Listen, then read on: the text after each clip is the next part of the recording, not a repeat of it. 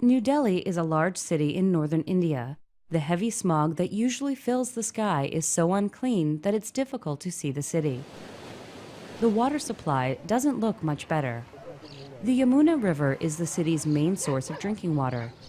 50 million gallons of industrial waste are thrown into the river every day.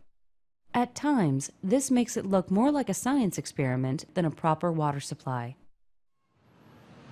The 14 million people in and around New Delhi must get their water from community water trucks. These trucks deliver water to the towns where people live. Sometimes there's enough water for everyone, and sometimes there isn't. The people of New Delhi need about 1 billion gallons of water a day. They're surviving on 25% of that. Even in the richer areas, you'll find busy shopping centers, well-dressed shoppers, expensive restaurants, and the same community water trucks. Outside of the city, in the desert of Rajasthan, getting water is even harder. The temperatures frequently reach 120 degrees Fahrenheit. Villagers walk for miles to get water. When they reach a well, they often have to drink next to their animals. An annual season of heavy rain, called the monsoon season, does provide relief, but it doesn't replace the water that's used every year. So the question remains, is there an answer to India's water problem? Some leaders think that the answer lies in a series of new dams. However, many people disagree with this proposal.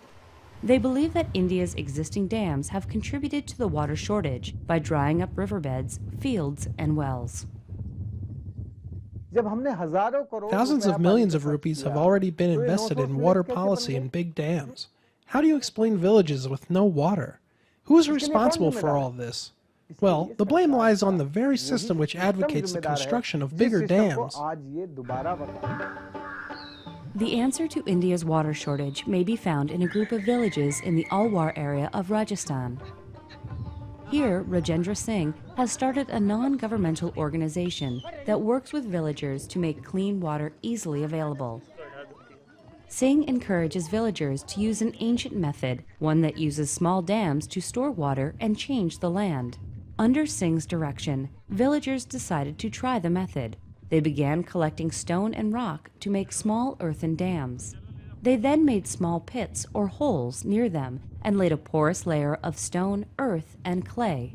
This stopped rainwater from running off and raised the level of the water under the ground. With every rain shower, the groundwater level rose higher. Eventually, people were able to create wells to irrigate their farms. Soon, water reached every part of the village. Today, a village that was dry and lifeless is green and healthy.